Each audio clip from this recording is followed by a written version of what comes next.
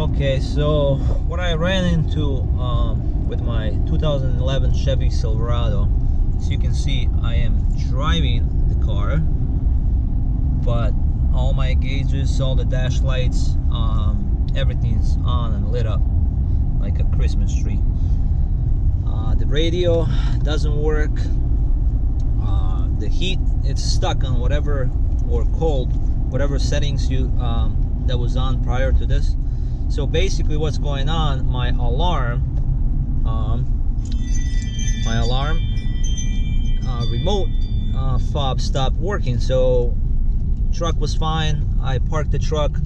I go end of the day to start open the truck, and it would not unlock. So whatever I push do, it won't do it. So first thing I thought was the battery. So I go down to the CVS, I get the new battery, install the battery, and that's not it. Okay, so now all of a sudden everything works perfect. All my gauges are on. It actually showed that it's in gear. Before it would show it was in park. Even though I put in the gear, it never changed, but everything would just fall to the bottom, all the needles, and all the dash lights would come on. So now everything seems to be on and it works fine. Like before it would be blank, so none of the no time or radio would come on, but it seems it just goes blank. Obviously the clock would be reset, then I would have to start it all over, and that doesn't happen. So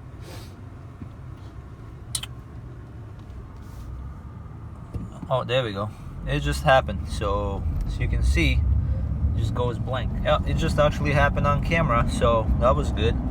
I started the truck like 2 minutes ago, drove down the street, and as I'm sitting on the light, it goes back to this.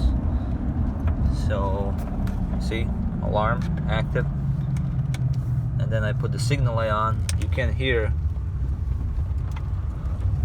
nothing comes on, but the signal light is actually on. You just can't hear the relay. And that's what I was talking about. Like I can go in the gear, like it locked the doors, obviously. Then I put it in parking, it would unlock, but nothing shows on my what gear or what neutral, parking, reverse, whatever I'm in. Like I can go up and down with the shifter and it'll lock. Obviously I'm in reverse, then it's neutral, then it's drive, and back to parking, and all my doors would unlock. But up here it doesn't do anything. And like I said, the clock or the radio goes blank, and I can turn it on, off, and that doesn't do anything. The only thing that works, it's the air. So I can go through the settings, this little button here, and this is all I get right there,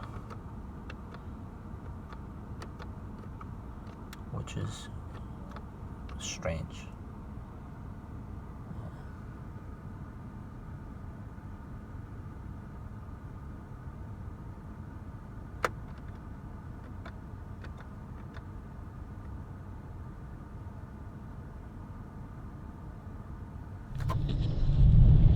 So it wasn't the battery, and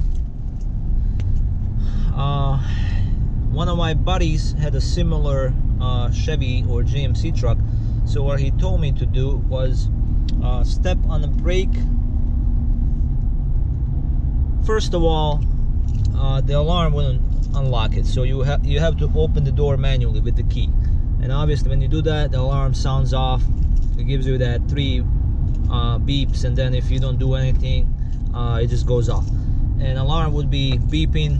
So in that case, you would put the key in ignition and step on the brake. At the same time you're turning the key, you're stepping on the brake, so you're doing everything at the same time. Step on the brake, turn the key, turn back, turn the key, turn back, step on the brake, and back forth. So as you're doing that, it would disable I guess the alarm or bypass it in order for you to start.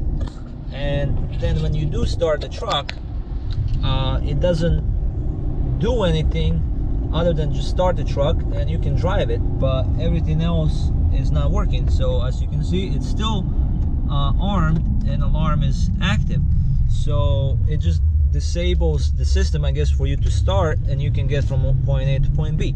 So anyways, I get home, it drives fine, everything works, at least my headlights, my brake lights, and signal lights, everything works other than the radio, heat, AC, the dash, and everything else.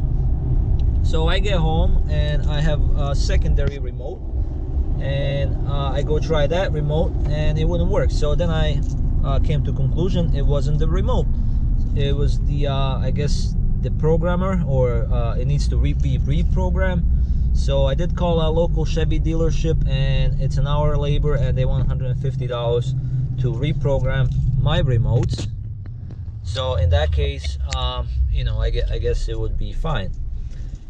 And all of a sudden, like, it was working fine and then it just stopped. So I really don't want to pay $150. So I look up some videos on YouTube, and I will try to solve it, you know, when I get home.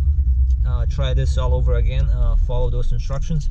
If it doesn't work, then obviously I'm gonna have to pay $150 so they can program my remotes, and you know, hopefully that'll be it. But I'm just hoping this is you know, something I can do it myself without paying them. I will post a follow-up video regarding that, so see what happens.